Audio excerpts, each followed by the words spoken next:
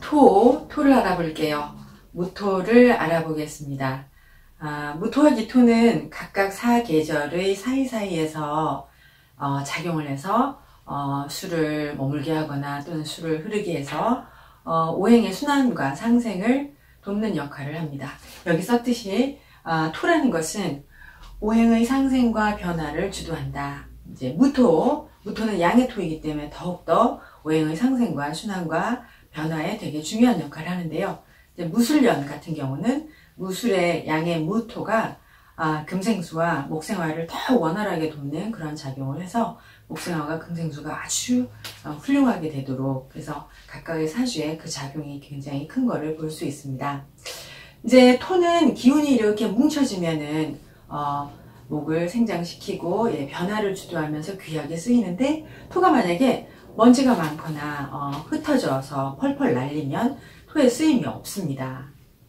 또 토가 되게 중요한 역할을 하지만 토가 너무도 과다하다, 그래서 그걸 우리는 토가 너무 두텁다 또는 토가 너무 높다 이렇게 말하거든요. 그러면 토가 너무 두텁거나 높으면 다른 오행의 쓰임을 오히려 방해합니다. 나무가 뚫고 오르지 못하게 하고 수를 막아서 수가 흐르지 못하게 하고, 또 토가 높으면 또 정화를 매광시키죠. 또 태양의 빛을 가려서 생장에 피해를 줍니다. 또 토가 너무 작거나 너무 낮으면 다른 오행의 변화를 주도하지 못하는 것이죠. 그래서 토는 이제 화생 토로 화의 상생을 받아서 왕세를 판단을 합니다.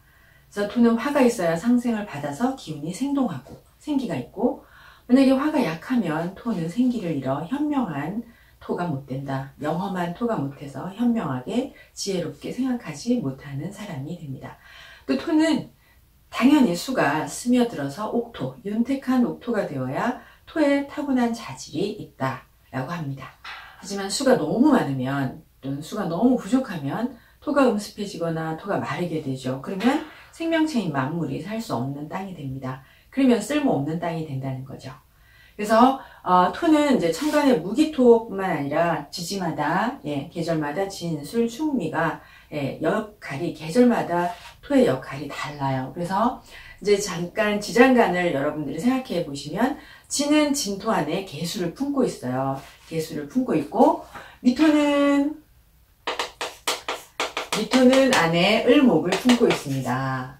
그리고 그러니까 이제 진토는 만물을 키우는 생토의 역할을 하는 것이고, 미토는 그 자란 만물의 마무리, 열매 맺는, 결실 맺는 역할을 한다라고 합니다. 그래서 진토는 목의 기운으로 어울리기를 좋아하고, 그리고 목생화를 주도해야 하니 아주 화목하고 활발하고 명랑한 그런 기운이고, 미토는 목화가 들어있잖아요. 목화가 들어있는 기운이니까 역시 또 활발하고 대외 활동이 왕성하다라고 합니다. 술토는 화와 금을 장하고 있죠. 화와 금의 기운의 토로, 술토는 약간 건조하잖아요. 그래서 이제 술토가 많거나 술월생들은 되게 부침성이 없다. 건조한 터이니 사람들과 분리되는 성향이 있고, 또 성정도 무토 자체가 윤택하거나 이렇게 촉촉하지 못하니까 성정도 그렇게 막 고르지 못하다 이렇게 말하고, 귀하게 쓰이는 토는 아니다 이렇게 말합니다. 축토는 수가 들어있잖아요. 장하고 있기 때문에 이 축토는 이제 투명하다, 거짓이 없다, 총명하다 이렇게 말합니다.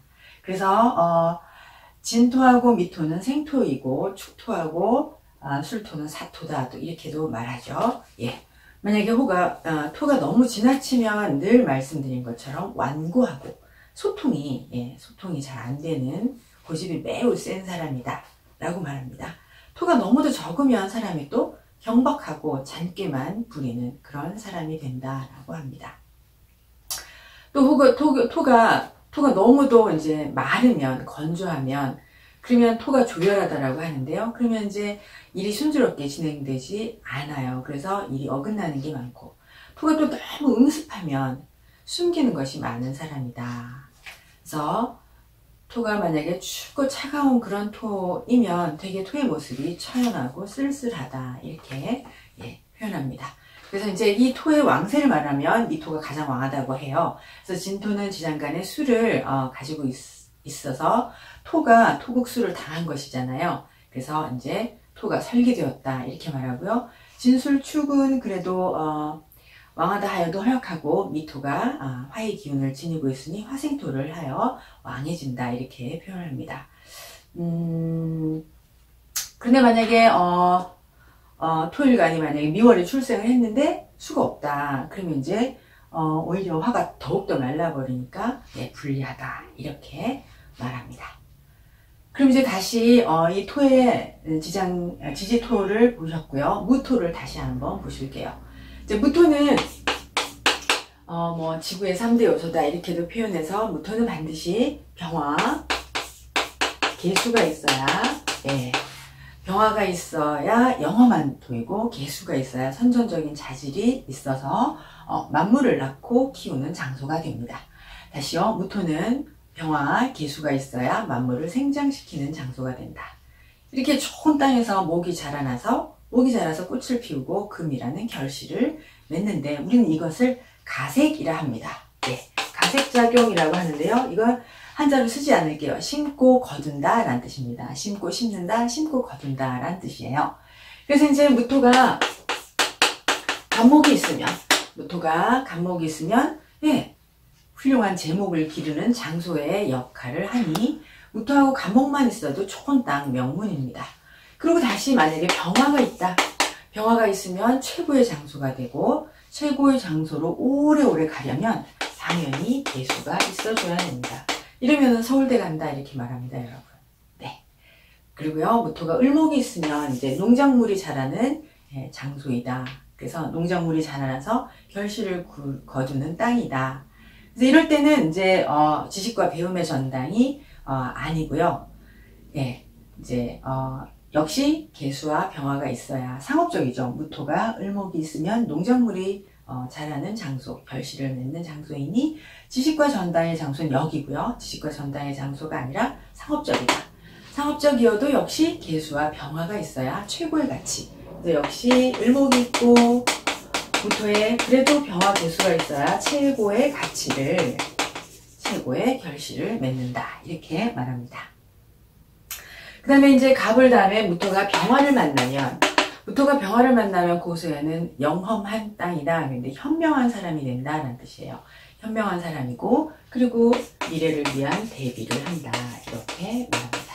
현명하고 미래를 대비한다. 그리고 역시 미래를 대비하니 자신을 굉장히 성장시키고 변화 발전시킵니다.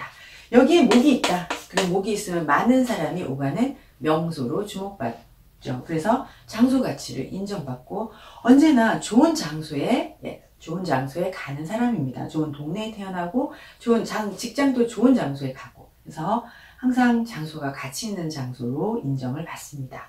그리고 여기다가 또 금이 있으면 당연히 능력을 더욱더 발전시켜서 자기의 직업 가치를 인정받는 사람이 됩니다. 무토에 정화가 있으면 매우 실리적인 사람이 되어서 좀 약간 사람이 건조하고 메마른 느낌이 날 수 있다. 만약에 수가 없다. 무토에 정화가 있는데 수가 없으면 너무 메마르고 조열한 땅이잖아요. 그럼 사람들이 좋아하기 힘들잖아요. 그래서 사람들의 조금 비난을 듣기도 하고 또 이렇게 무토에 정화만 있고 수가 없으면 이익이 나는 결실을 거두는 땅이 되지 못한다 라고 말합니다. 무토에 기토가 있으면 기토는 자연의 땅 무토를 개척한 땅이라고 우리가 알고 있잖아요. 그러면 무토사주에 기토가 있으면 언제나 개척을 해야 됩니다. 안 하면 안 되거든요. 그래서 항상 노력하고 항상 새로운 일에 도전하고 개척하고 개간을 해갑니다. 이러려면 당연히 목이 있어야 결실이 있고 목이 없으면 힘들게 노력을 하지만 결실을 맺기 힘들죠. 그런데 무토와 기토가 있는데 목이 없으면 노력했으나 노력한 결실이 없기 때문에 노력하지 않은 것으로 평가를 받습니다. 경금이 있다. 무토에 경금이 있으면 미리미리 준비하고 계획해서 실행으로 옮기고 새롭게 사회 참여하고 늘 준비하고 계획하고 그래서 여기에도 수가 있으면 아주 좋은 아이디어나 가치를 널리 알리잖아요. 급생수가 되니까. 그러면 자기도 명성을 얻게 됩니다.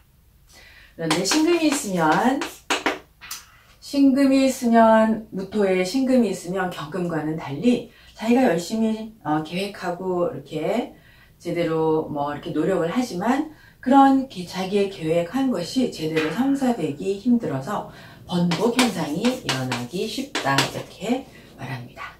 이때 이제 간목이 있으면 이렇게 무토가 신금이 있을 때 간목이 있으면 그러면 이제 이 번복 현상을 딛고 자기가 스스로 제대로 실행하는 그런 삶을 살아간다.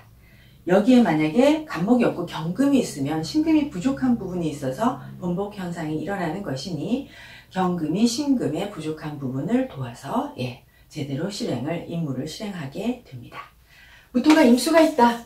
그럼 임수가 있으면 이것도 역시 미래 자기의 일을 열심히 계획하고 목이 있으면 실천을 열심히 할 수 있고 목이 없으면 계획만 하고 실행은 힘든다. 계획만 하고 실천으로 성사되기는 힘들다라고 합니다. 이럴 때 경금이 있으면 그럼 경금이 있으면 금생수하여 경금이 있으면 장소 이동이나 또는 업종 변경 이런 걸 해서 새롭게 출발할 수 있습니다. 마지막으로 무토가 계수가 있으면 여기다 쓸게요. 계수가 있으면 무토의 계수가 있으면 만물이 자라는 땅입니다. 일단 땅이에요. 그래서 옥토죠. 그래서 만물이 생장하는 옥토이다. 그래서 후손을 위한 사람들을 가르치는 질과 배움의 전당입니다. 목이 있어야 효과가 있고 목이 없으면 손해가 따릅니다. 여기에 병화가 있으면 최고의 가치를 지닌 장소로 인정받고 명소로 인정을 받는다. 이렇게 말합니다.